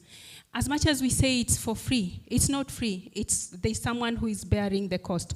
But then again, if we say that that service is not good enough, then we are also contributing towards failing our facilities. We have malaria commodities that are being offered at our hospitals that are funded by the government. We have TB drugs, we have reproductive health commodities that are being offered at our facilities. So majority of our challenges is human resource and commodities. As much as if we have to compare even with regards to the facilities at the sub-county, I would say that the refugee facilities are even better, like the human resources a little bit more better compared to maybe facilities at the sub-county, but even the human resource at the facilities in the refugee setup is not sufficient to cover the whole population. So we need to have this discussion so that going forward, we see how we can sustain our own resources at all the levels, the infrastructure that is there. We have seen that in the wash department, there is a lot of vandalization, which has in effect the health services, because the number of diseases that we see that consume a lot of medicine are wash related. Then we are talking about public health. We need to do interventions at the community. Then what is the responsibility of the community towards ensuring that we don't have these diseases like water related, dust related, like BCC related, whereby it's respiratory diseases that are just because of we are not applying the cough etiquette, and we are getting ourselves in the hospital and we give medicine, and the medicine, sometimes you find them at the gate. They have been thrown. Everyone says that you're giving paracetamol. But then again, look at the environment here, the weather. The weather cannot allow us to give medicine that needs refrigeration. We don't have that refrigerator. But when we bring a sustainable solution in terms of a tablet, the community is wasting the medicine by throwing, where other vulnerable community are not even able to access those medicine. So I would like to also take this opportunity to thank all the stakeholders, the UNHCR for being able to mobilize us and be able to have structures. In the camp, we have very good structures. At the sub-county, we have very good structures. In the county, they are doing a lot of support. They are doing monitoring support in our facility to ensure that the nurses that are there, the doctors that are there, the public health that are there are licensed. We are not being served by the quack.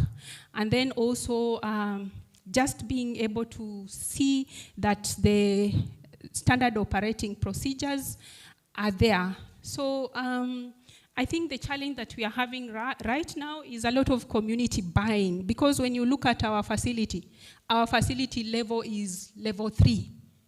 When you go to a level 3 facility and you want to look at the services that we offer, and you want to break down, we are even at the camp, we are even surpassing the level 3 facility services that we are offering at the camp.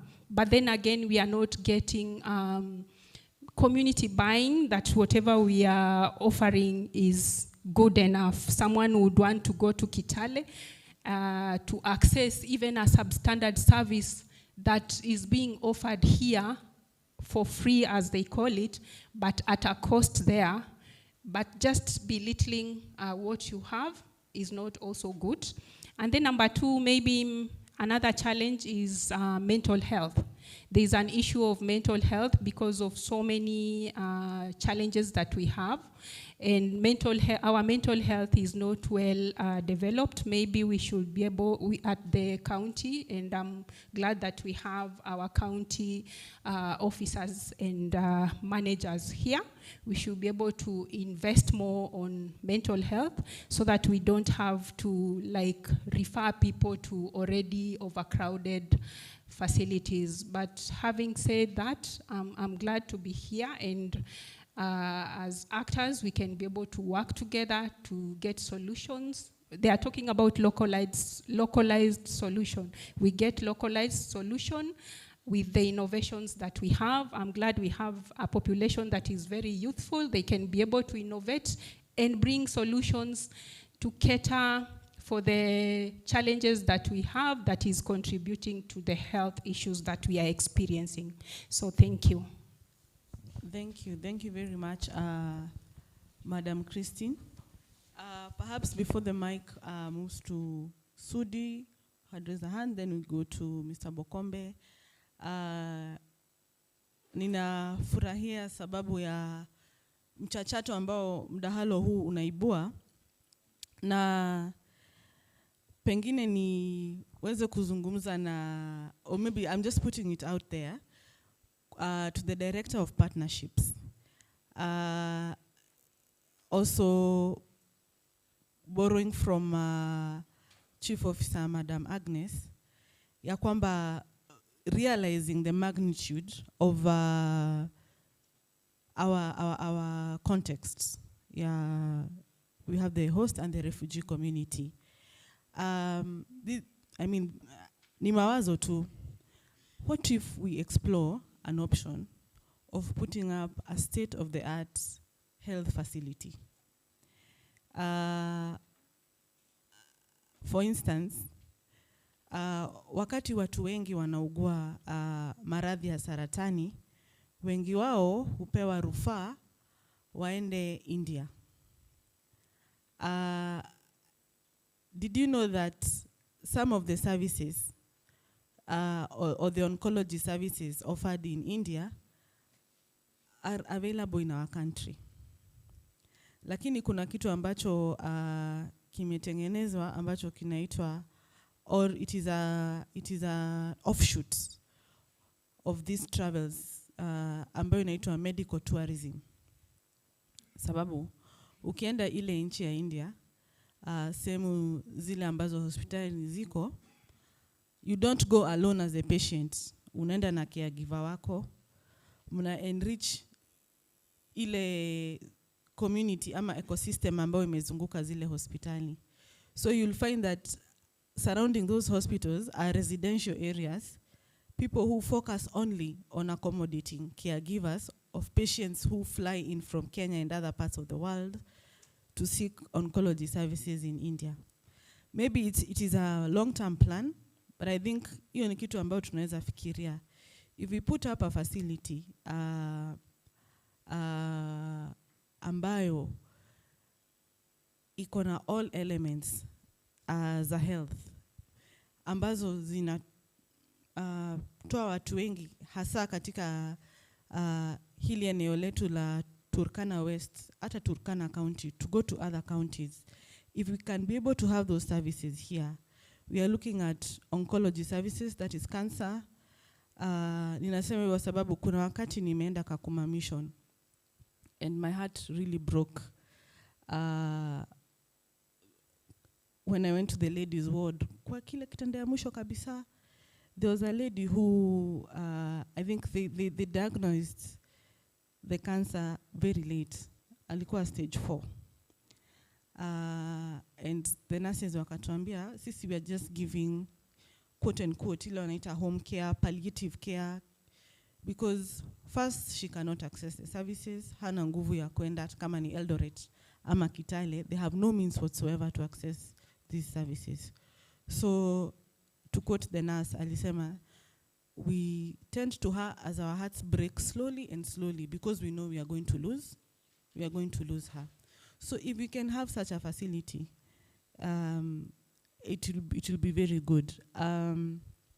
Sudi, in a minute, then Bokombe, then we move to the next level.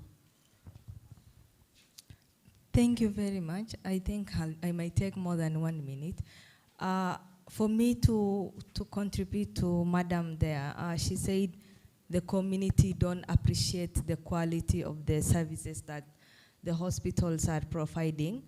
To be honest, I don't think the community has any mistake on that, because most of the time, I've been in KAKUMA for the past 18 years, and when you go to the hospitals in the community, you might be really in dire situation, but then when you go there, you're given paracetamol or painkillers. Like, they won't take time to take you and do checkup, and that's the important thing, because when people go to hospitals, people are paying money to go to pharmacies that are not licensed within the community because they need to know what is happening with them. But then when you go to the hospitals, they'll give you paracetamols. And I understand there is also a shortage of human resource in the hospitals in the camp, because you can find one doctor helping more than 50 people at the same time.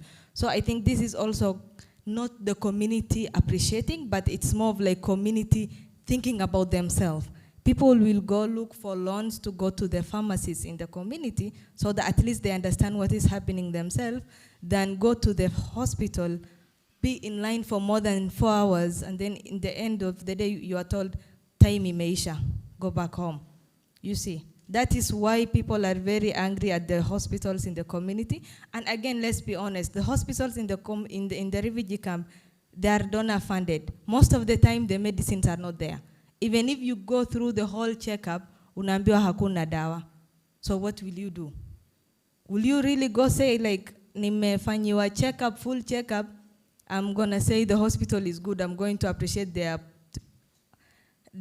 health services? No, because the main important thing is the checkups are there sometimes they are not.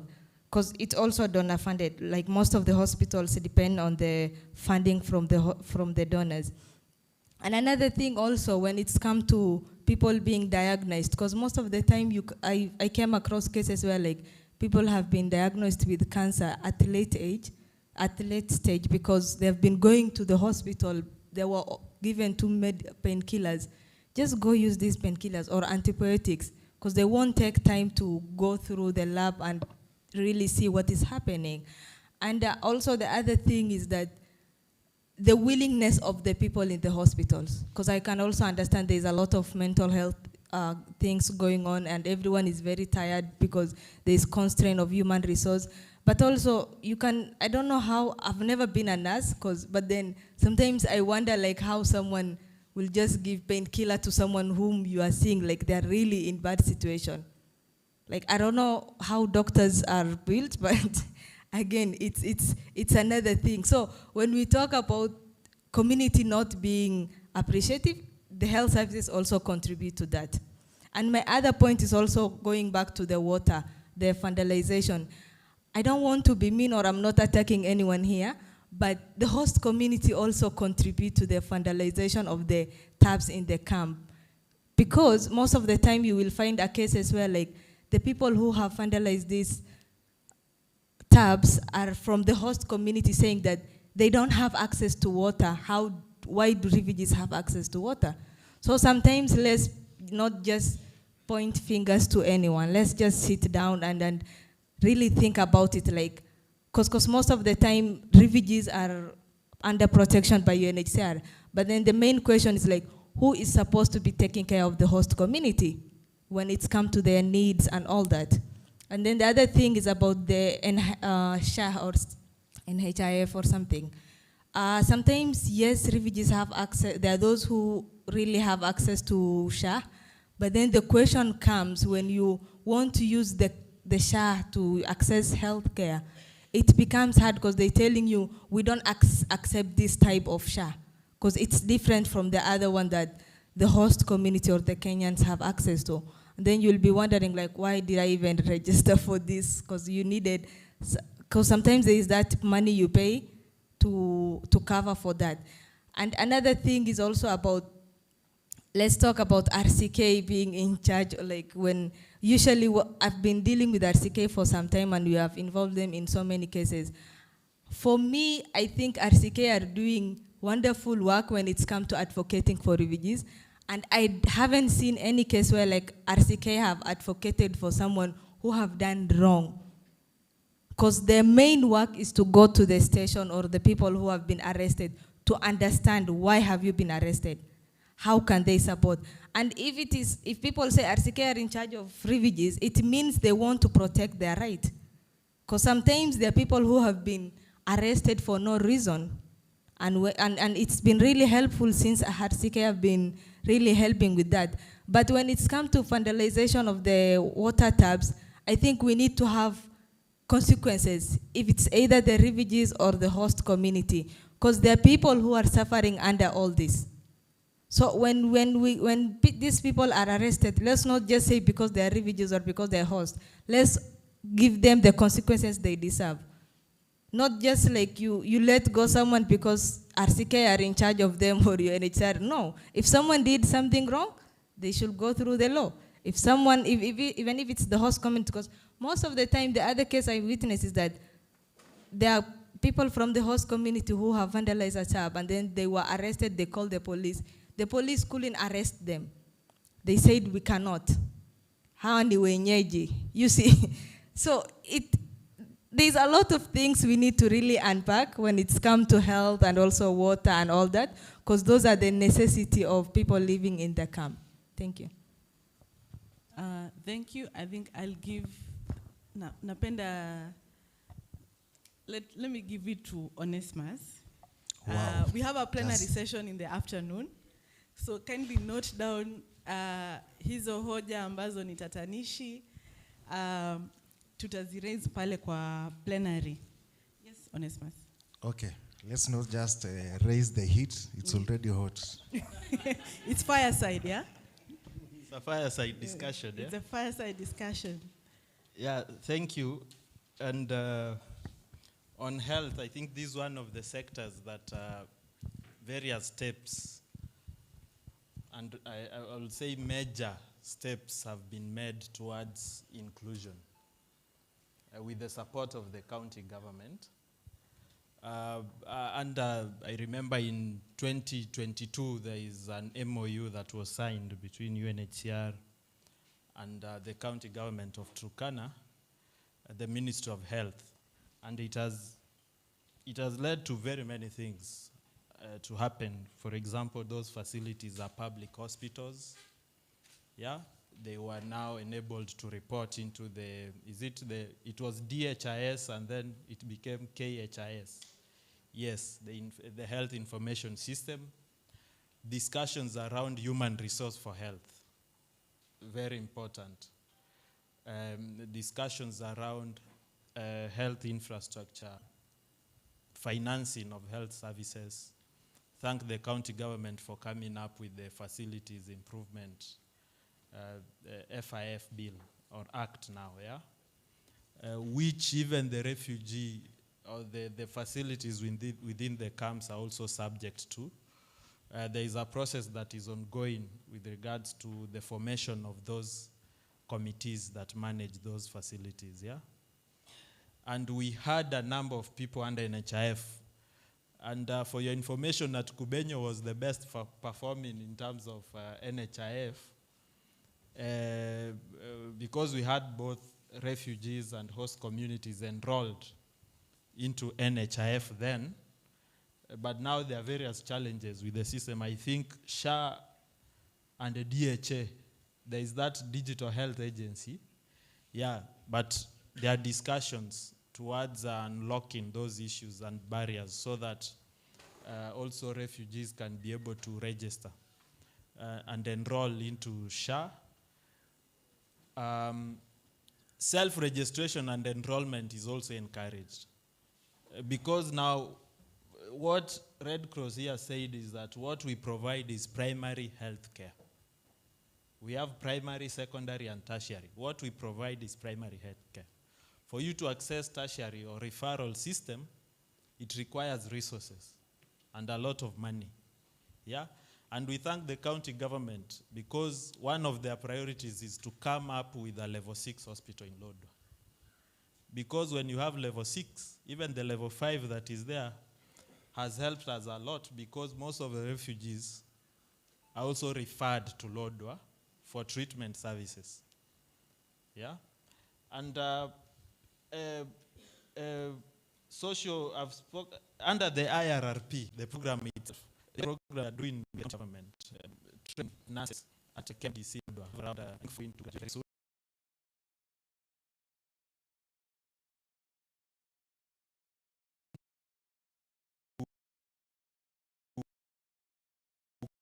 go to Lodwar now, the skyline of Lodwar, you'll see a lot of projects ongoing at the KMTC there.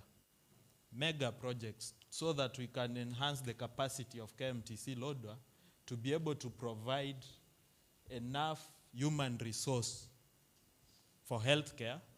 You know, you go with steps. If you are planning to have a level 6 hospital, you must plan first to have the human resource, the local human resource. So that when the level 6 is there or the level 5 is there, when you expand the health services and the infrastructure, you have the people who are going to work in those facilities and serve. So these are all steps geared towards the core aspiration of the county government under CIDP and also KISEDEP.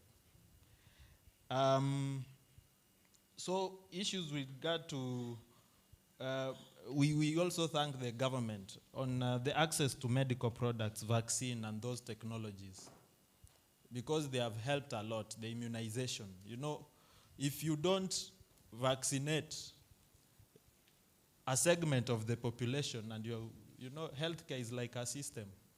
If I'm not vaccinated and I'm infected, I will infect you.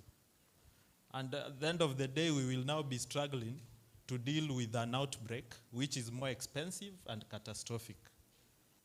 So in the health system, there is no other way that we can be sustainable and ensure healthcare for all without inclusion and integration. So, and there is goodwill, there is political goodwill, both at our levels, agencies, the leaders, the leadership, and the people, because health is one of the basic needs. And we're also seeing the same support now coming also from the international community. There is a World Bank program under health. It's called Building Resilient Health Systems, yeah? Yeah, it also has a component of what we call the window for hosts and refugees. There is some grant to that aspect. And I know the county government is working to develop the work plans, you know. With this funding, there are various requirements and conditions that you have to meet. And all in all, in the future, you'll see even secondment of health workers in the various facilities across. There are various facilities that are also undergoing improvement currently, including Nakoyo. I visited Nakoyo sometime, dispensary, and the majority of people I got there were refugees accessing services. And under Irrp, there is now a project to improve that facility, an additional building, solarization, including the Kalobei one, the Kalobei Health Center. So there are just steps towards ensuring that inclusion works, not only at the policy level, but also practically, through putting in place the necessary infrastructure and the human resource frameworks. But NHIF, or enrollment to the social health insurance, will be a key thing for us, because these facilities will be receiving rebates. Yeah, based on the, what do we call the catchment areas and also the people who access services. And then now sustainability will come in terms of healthcare financing. You'll not have to go back to donors to ask for resources to run the facilities. Yeah, it will be a system that will be now running in their own based on the enrollments that we have. Yeah, thank you. Thank you. You were the last person I'd say to speak, but I would be unfair to Bwana Andrew. Good afternoon, ladies and gentlemen. I have three things that I will respond to. First and foremost, it was about a gentleman who said that the hospital we're charging. Yeah, we have a small charge because if I'll just take you in 1 or 2 steps, like when you go to hospital, you have to get a book for record purpose. It's on a small fee. We have other services like X-ray, services like a lab where you have to get reagents and all that. It's not as much as other hospitals out there, but it's just a substantial amount of money that keeps the hospital running. The other one, I have to respond to my friend here, is when you go to the hospital, all of us, sometimes we have bad moods. We have to accept. I can come and ask you something, and because the mood you had, you respond totally different. If you're a farmer, and if you harvest, in your yield, you have to have 1 or 2 crop, which si mzuri. Inaharibika zingine. In hospitality industry, for instance, hotel management, if you come to KAKUMA, for instance, you come to CRADLE, you are served badly. You go to maybe Atorite or Nakosi, you are served in a decent way. When you go back to Lodwar, you don't say that in KAKUMA, all hotels are bad. Just be specific. Just say, I went to this and I wasn't served in the right way. So I'm not denying, fine. Maybe one person he responded to you badly, like, okay, just get Panadol, go. And maybe he didn't take a proper medical history. Because prior for treatment, we have to take all medical history, present and past, for us to give you a right diagnosis. And lastly, on sub-county, I respond to him one thing he said, to her, sorry, on building another hospital, specialized hospital. Why don't we improve what is there? For instance, in a sub-county hospital, I don't know if you know, we have a theater, a dental unit, lab services, we have a morgue, rehab services, maternity wards, male and female, and pediatrics. We have the theater and the morgue which will be running by the end of mid this year. They will be running. And I wish, and that is why we have strategic planning, the referral which we are going to Lodwar, we are going to cut the burden of guys traveling to Lodwar for theater, just to come to KAKUMA sub-county hospital, or Turkana West, I'm there. Thank you. Thank you very much, Mr. Jumba. Mr. Muria asked, how many of us are from KAKUMA? And of course, by virtue of working here for quite some time, I associate myself as a mkaaji wa KAKUMA. Na kama mkaaji wa KAKUMA, I would also want to, as you operationalize the theater and the morgue, a special request would also be the psychiatry department, if we can have a resident psychiatrist. Because... Sorry, I just went over. We have a mental specialist based in sub-county hospital. So in case of any mental issues, all are welcome to come for review. Thank you. Yeah, because some of the challenges we have, especially in practice of law, is that when there is need for a psychiatric assessment or an age assessment, we have to send persons to Lodwar. And against the backdrop of reduced funding and of course logistical challenges, it would be very easy if we had those services easily accessible at our county hospital. But I'm confident that that is in the pipeline and we are going to realize it. Waswahili wanasema ukiona vielea ujue vimeundwa. Natumai kitengo cha jikoni kinaunda. Na tukifika pale tutaweza kugundua kwamba kweli vile vikuku vitapati vitakavyokuwa vikielea vitakuwa vimeundwa.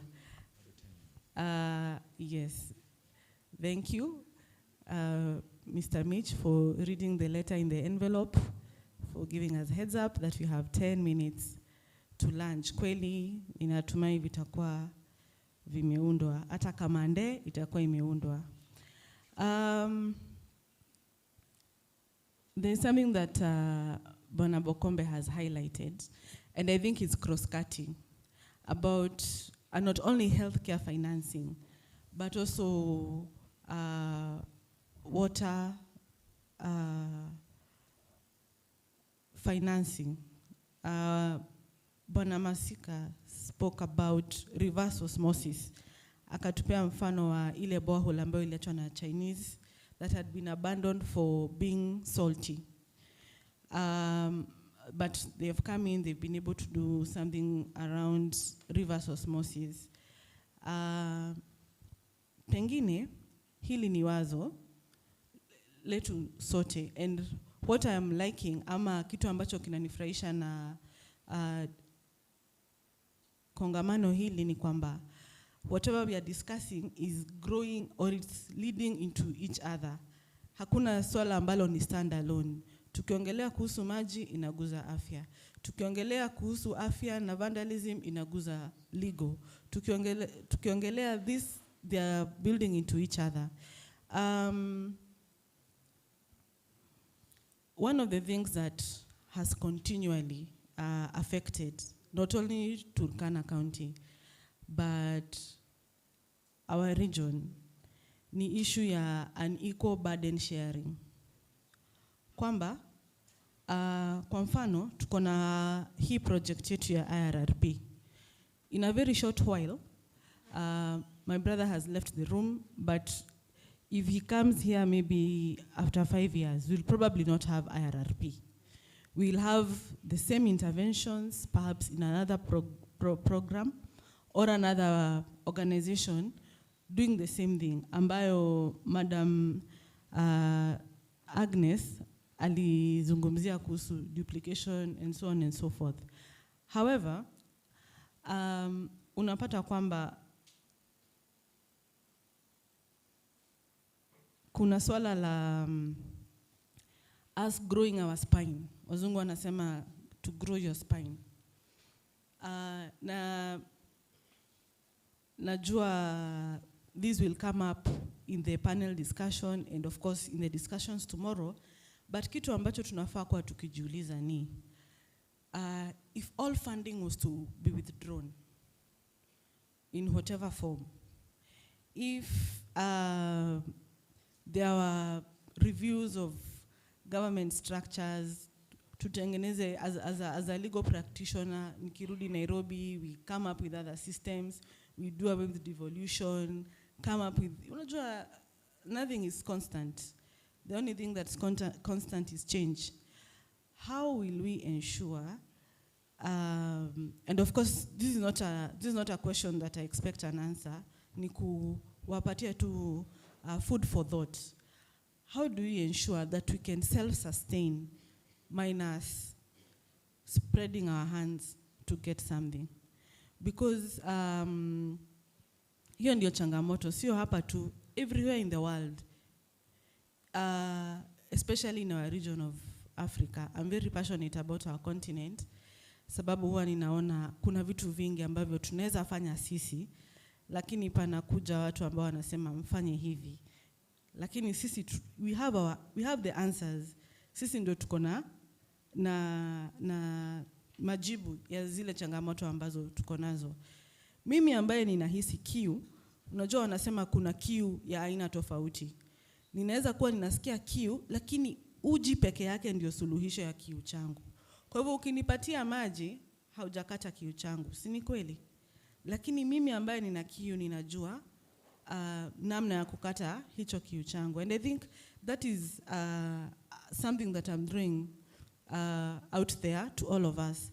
Tuweze kufikiria, once tuki move from this inclusive refugee response program, if we are able to attain all the gains envisioned under this program, and ifikie hapo, how shall we ensure that we sustain these gains if there were to be no third-party, quote-unquote, interventions.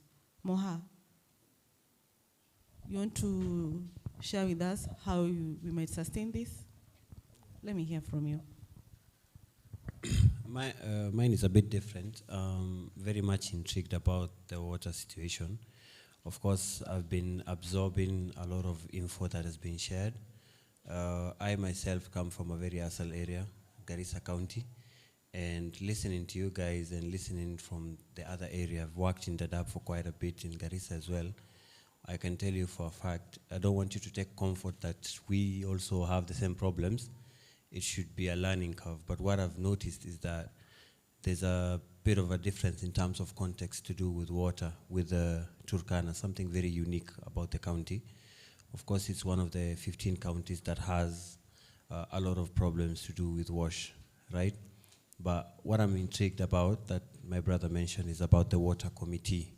I'm intrigued about the composition of that committee, the role of that committee, and a water point. Not a borehole per se, a water point. So every section has a section leader, as we know, because the camps are very similar. The sections also digress into blocks, and every block also has a block leader. So every section and its section leader, there is a person who has the key to that area. And there is of course, I know there is also CPPT, the Community Police Protection Team, who also inform on people who are doing this vandalism, right? So for the water committee, if they can perform the same function as CPPT and section leaders and block leaders as a whole, and maybe act as a alternative dispute resolution committee and also as a security committee and also form that part of whistleblowing, they can escalate these things to action. If they suspect that certain people are, these certain groups are the ones who are vandalizing, then it's up to now Department of Refugee Services and other coordinating government functions to ensure what is the consequences of you vandalizing. Of course, there is laws. We don't need to develop new laws to punish offenders. There's precedence to that, there's law to that, because you can't just keep going and vandalizing things that are supposed to be public resources. So what I can share is, if you decide to go the water committee way, let it be effective. Let it not be a committee that is, the committee now we form it and then they say, we are guarding the ball. But we all know guarding the ball does no good. You have to guide all the way to where the pipes are running. So if the committee will not be as effective in issuing this, and then the composition will be important, because if that area does have host communities and refugees, you have to make sure there's inclusivity in participation. Just because the pipes are in an area that is host community in the majority, you also have to have a small population of every single member of that group, and also make sure that the marginalized groups are included, because the problem is they don't access water points easily. And if that water supply is cut, they have little or no room to get that water. So that is my reflection on the same. Thank you. Thank you, thank you, thank you. Wow. What a fireside discussion, even without the fire. Kumbe mnyindo mlikuwa mmebeba moto. The fire was inside of us. I think the one who asked where the fire was, we've all realized it was inside of us. We can go on and on and on about this, but sababu tunataka kuhakikisha kwamba vimeundwa, ninaomba kwa heshima tuweze kutamatisha hapo, na pengine tutaingia katika kipindi cha kupiga picha kidogo tu. In the next 2 minutes we are going to have a group photo here. Perhaps we shall be guided on how to position ourselves inside here. Then the following persons kindly remain behind after we've taken our group photo. Pia tutaongozwa namna ambavyo tutaweza kuchukua kadi zetu za chakula cha mchana, our meal cards. So The following persons kindly remain behind after the photo. Host community representative, refugee representative, RCK rep, UNHCR rep, county government representative, and national government or Department for Refugee Service representative. So kwa heshima kuu, naomba kutamatisha hapo. Nimekuwa wenu mtangazaji Victoria Mashari. Asante kwa kunisikiliza. Hadi tutakapopatana wakati mwingine. Idhaa ni hii moja ya IRRP RCK FM. Thank you.